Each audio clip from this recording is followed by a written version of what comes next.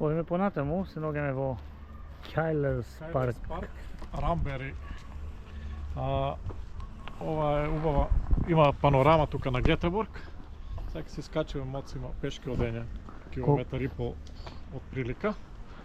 И гледаме се возила, гледа цел град од тука. Да?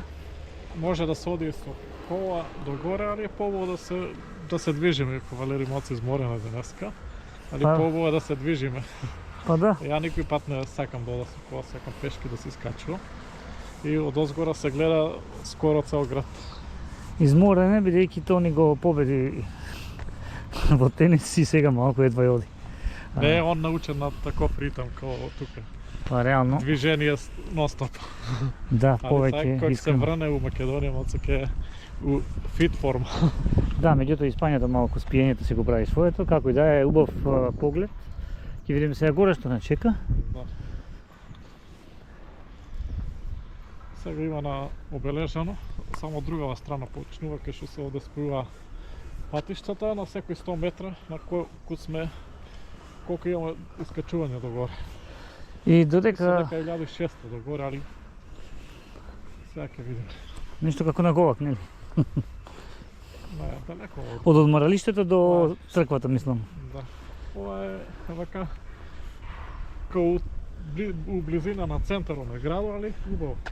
Гледаме има и некои други патеки, дали скратен пат има сигурно? Има и скратени патеки, има и на другава страна. Еве ќе провериме.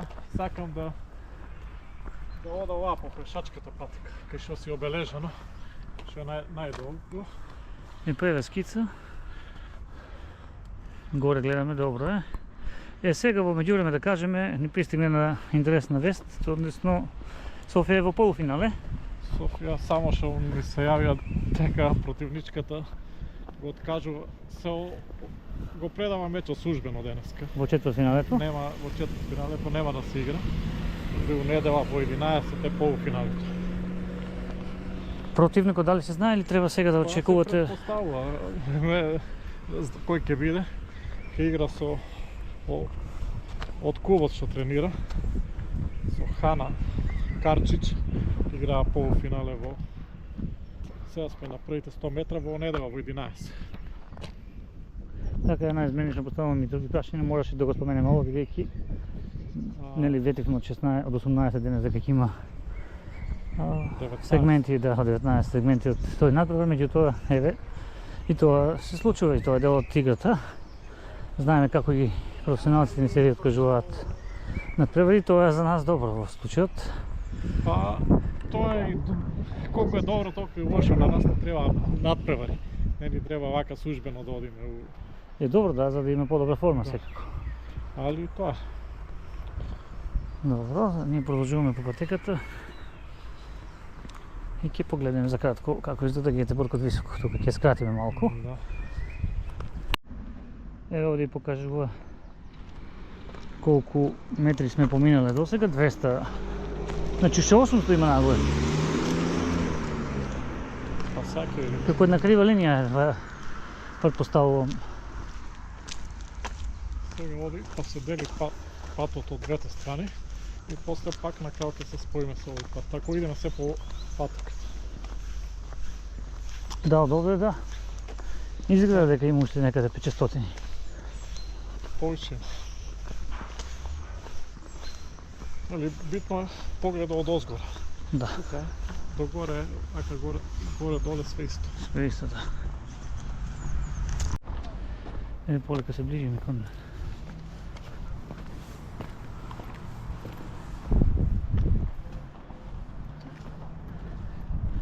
Колку ќе долови ова малку помала камера, не знам. Бидејќи баш сонцето директно во неа е.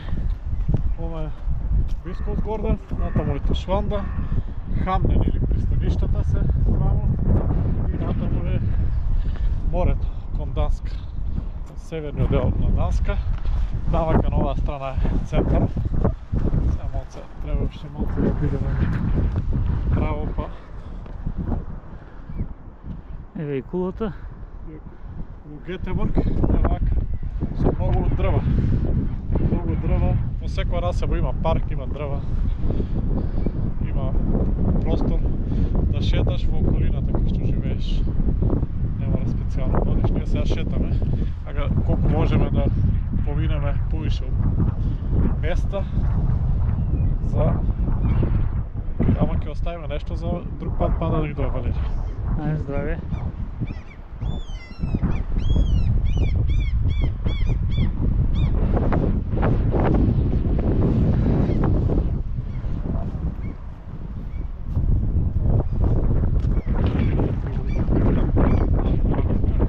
Мора телефона исто да.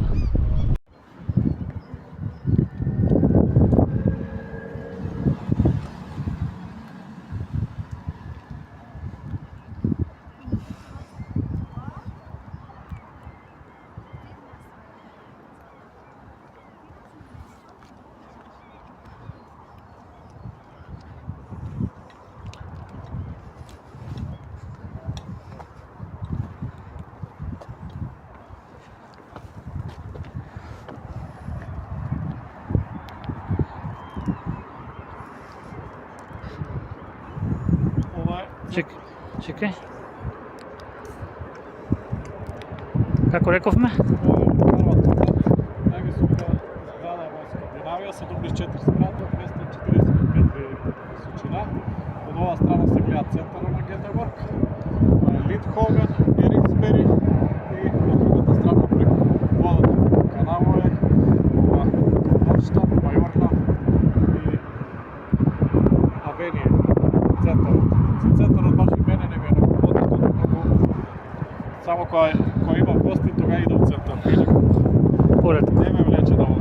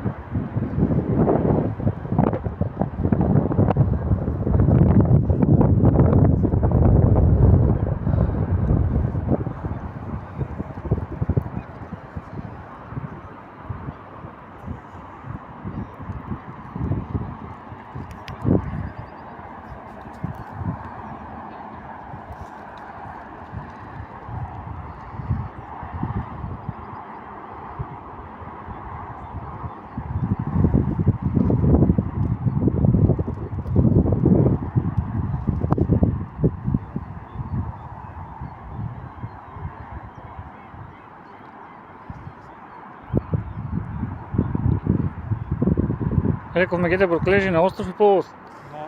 На островски дел и на континентален дел.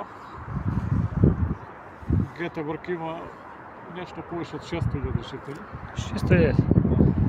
Втор по големина град во Шведска, после Стокхолм. Гетеборг, Малмö и Uppsala и Helsingborg се првите 5.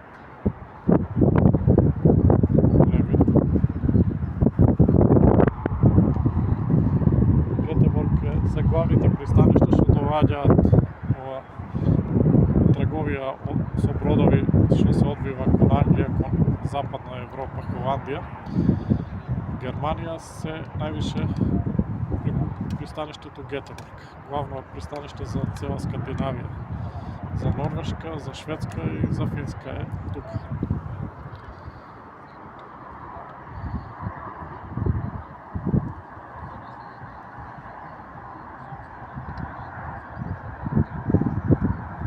Заедно прашање имаме до Валери, нешто личи зградава. Уште се мисли. Како е прашањето, не слушнав? Уште едно прашање имаме до Валери, на што личи зградава, во форма на што е направена. Многу е лесно да се погоди. Секој го има това на себе. Секој го има на себе. Ајде да зумираме да видиме. Патент. Браво. Зошто така? Така е направено во форма на полуоткопчен патент или полузатворен, кој како гледа.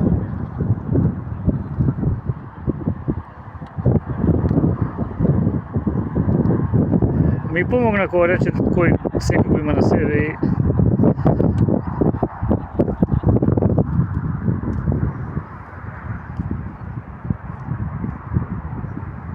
како рековме? Ова е Карла Торнет, највисока зграда во Скандинавија, 74 спрата, 245 метри височина. Од оваа страна се гледа центарот на Гетеборг.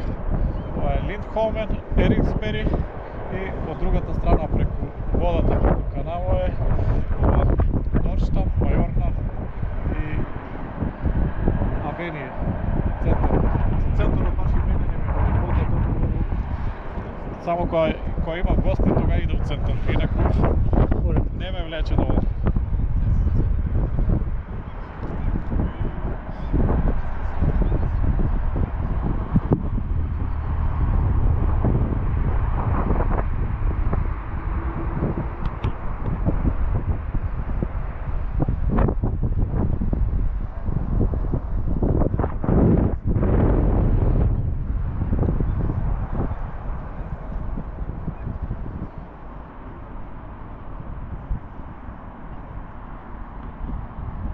Кога е светло, онај мурбав тако. Да.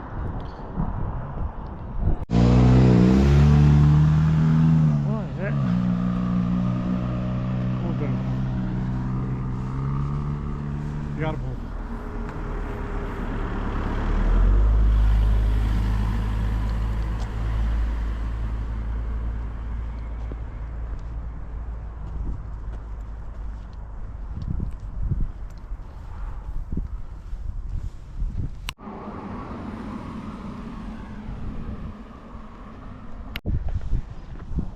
Значи сега сме на највисоката точка.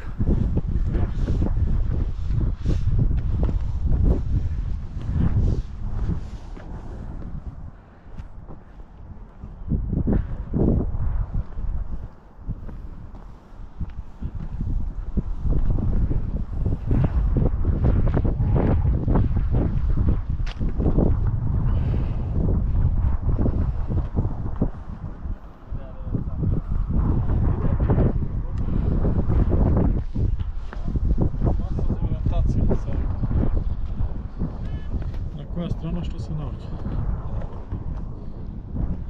Север. Север, запад, југ и исток.